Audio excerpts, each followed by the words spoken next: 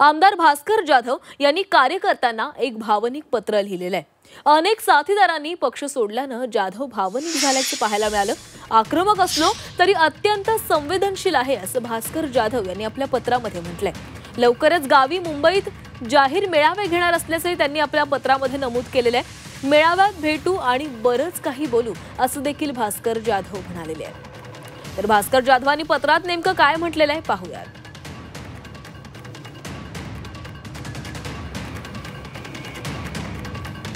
राजकारण करायला मला कुणी शिकवण्याची गरज नाही। 40 वर्ष मी याच क्षेत्रामध्ये एक गेला तर 4 निर्माण करेन।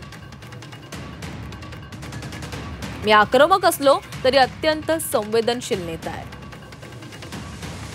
अजून माझी आमदारकीची 4 वर्ष बाकी आहेत। याची जाणीव स्वकीयांना नसली तरी विरोधकांना आहे।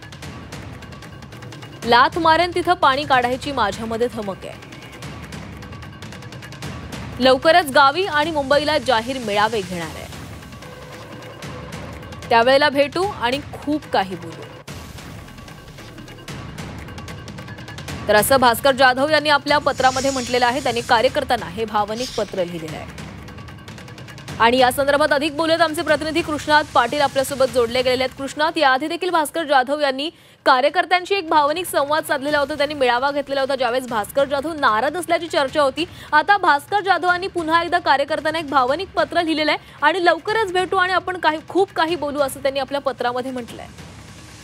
काही कार्यकर्ते हे भास्कर जाधव यांना सोडून सत्ताधारी पक्षामध्ये जात असल्याचं दिसून येत आहे आणि त्याचमुळे भास्कर जाधव यांनी हे भावनिक पत्र लिहिलेलं आहे। अजून माझी 4 वर्ष बाकी आहेत, त्यामुळे त्याची जाणीव सौख्यांना नसली तरी विरोधकांना नक्की आहे आणि लात मारून तिथं पाणी काढण्याची माझ्यात धमक आहे, अशा प्रकारचं एक सूचक वक्तव्य देखील या माध्यमातून केलेलं आहे। आणि थोडे थांबा, घाई करू नका, याचाच अर्थ अजून कुठलाही निर्णय जो आहे तो भास्कर जाधव यांनी घेतला नसल्याचं त्यातून स्पष्ट होतंय। आणि एक भावनिक पत्र लिहिलेलं आहे। जे जात आहेत ते स्वार्थासाठी जात आहेत आणि केवळ विकासाच्या कामासाठी जात असल्याच्या फुशारक्या मारत आहेत, अशा प्रकारे बोलून त्यांनी येत्या काळामध्ये आपण मेळावा घेऊन खूप काही बोलायचं आहे असे देखील संकेत दिलेले आहेत।